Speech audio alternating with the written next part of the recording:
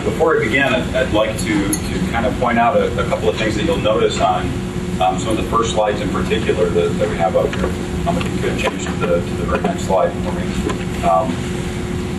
I won't hit on any more than just the statistics that are on here to point out one thing that's at the very bottom, and that's for some of the smaller businesses, you can see the very dramatic change to 20% versus 2% for larger businesses.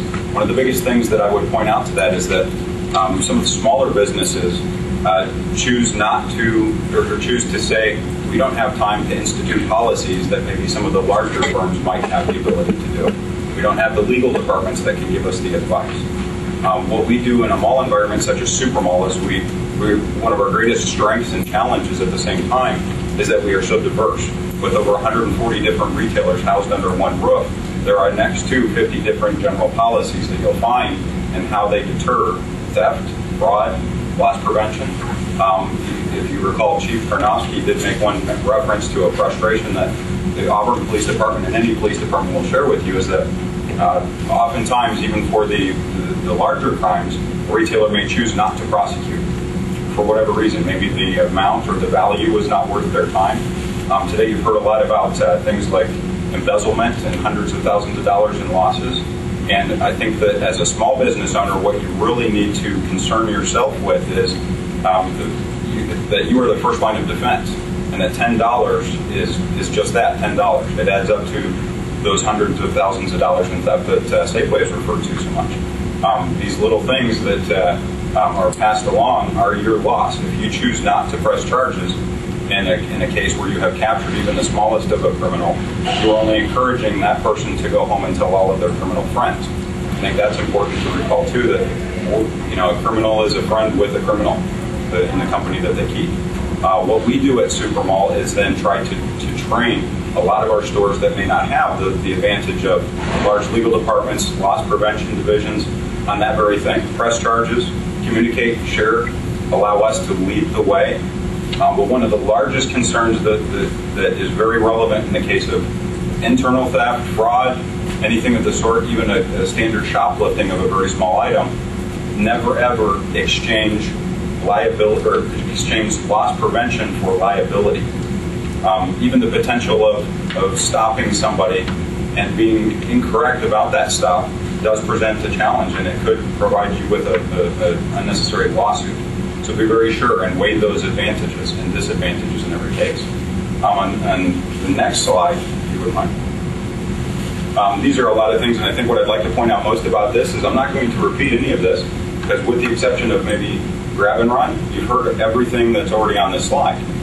That makes a great point in that they are very common, so common amongst different industries, such as a banking institution, Safeway, or a SuperMall.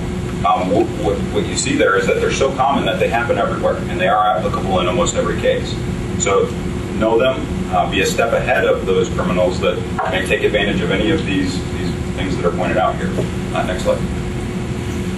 A lot of information on this, and a lot of this is one of the biggest questions we have from especially the smaller businesses, the locals that don't have as large a staff. So, SuperMall, as an example, is a 1 million square foot building with over 140 retailers on site. We can afford to and should and do provide a large CCTV system with banks of DVRs that record and retain in the terabyte range for great lengths of time, all kinds of video footage. It is next to impossible to get in and out or even travel through SuperMall without having been on video for a great length of time. Now, a smaller business may not have that advantage, but don't be intimidated that the cost of our system, while it may be next to $500,000, can be purchased for a very, very reasonable cost and can't be measured against the loss you're protecting yourself from. Now, what I'd like to point out, a lot of people have a misconception of what does a CCTV system in particular do for your business. Capture is the first thing that comes to mind. Deterrence is the first thing that comes to my mind. Don't hide it. Don't be discreet about your video recording.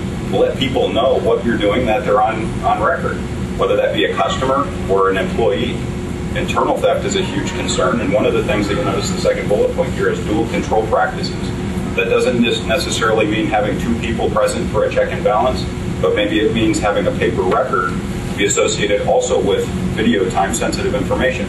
That way you can compare two completely unrelated systems to see if what actually is told to you is actually what happened. And don't, again, be discreet about that, but be very blatant about it. An example would be for SuperMall when we have special programs that involve things like the sale of gift cards. Our guest services staff is told very, very blatantly that in addition to the computer-generated and time-stamped records and passwords and safekeepings and logs, you are also on video surveillance the entire time. That is for both their security, the security of the customers, and to deter them from ever considering the option of internal theft. One of the other things that we find that may actually induce a lot of crime with a smaller business in particular is the word trust. Trust is great. You want to hire people that you can trust, that you should be able to trust, and you want to prove that you can through things like background checks if that's an option for you before you would even hire somebody. But you can never rely entirely on trust. Not with the public, not with your staff. You should have policies that are built that require as little trust as possible. And it's not in such a way as to induce mistrust or encourage that, but rather to allow a person to know that we have these checks and balances across the board, and regardless if this is your longest standing, most trusted employee, they will be then less tempted. Even a good person in dire straits, especially in down economic times, may make a poor decision. And if you're deterring them by having these good checks and balances in place, then I think you're doing very well. Quality customer service is something that can be employed in almost every retail environment as well. And it's something that's often forgotten about. It's focused on increase of sales, which is absolutely true. However, it also deters theft. If somebody is greeted when they come into the store right at the very first point of entry and said hello to, they know that somebody's there right off the bat. If you see somebody that looks suspicious, there's nothing wrong with offering them a greater amount of customer service. Presenting them, you're not profiling or doing any of those nasty things. And generally speaking, I think you'll find that anyone that gets excited and upset because you're being very helpful is probably up to no good anyway. So quality customer service is something that all of us can do that costs almost nothing, and it is a dual benefit in that it will increase your sales and decrease your loss. One of the other things I'd like to skip down to is loss and liability policies. Again, I'd like to reiterate that the smaller businesses often say, I don't have time or the know-how or the knowledge or the references to build those policies.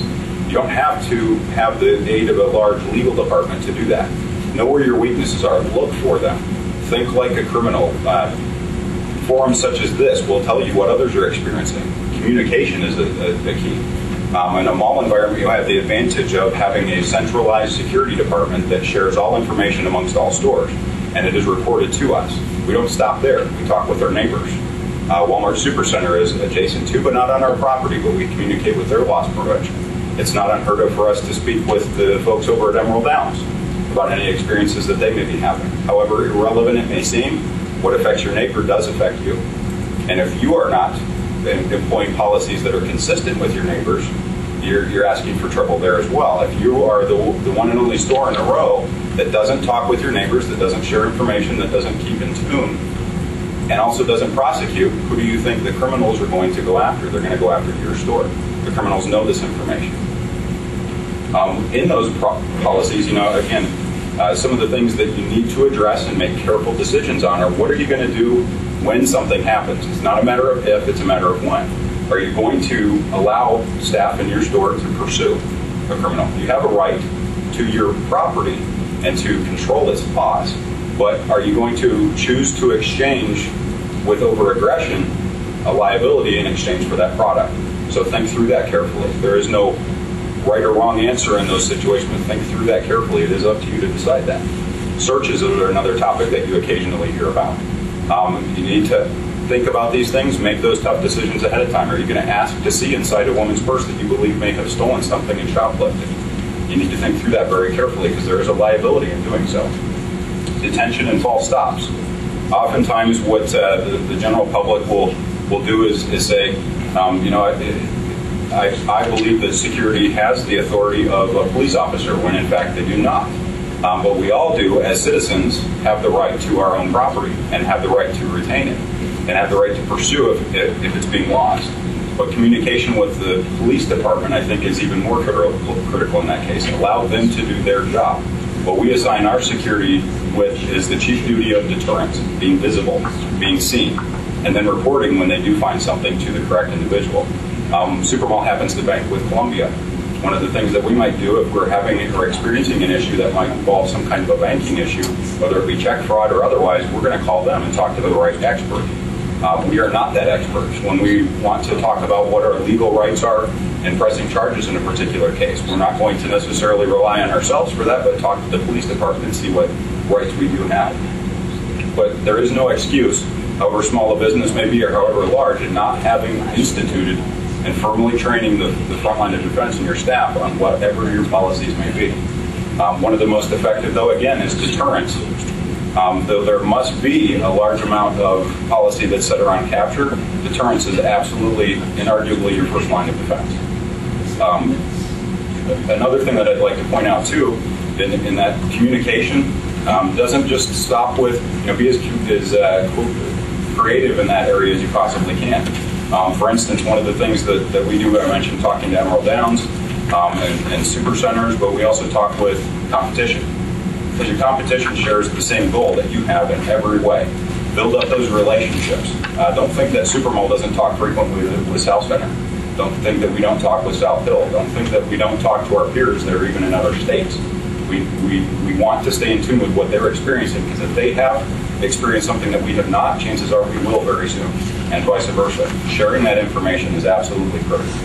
Absolutely critical. Any questions thus far? One of the most common things that I think you can control within your policies, and I think it's worth saying again, is that prosecution step. It may not land that $10 theft or thief in jail the very first time, but you heard somebody talking about the first strike, second strikes.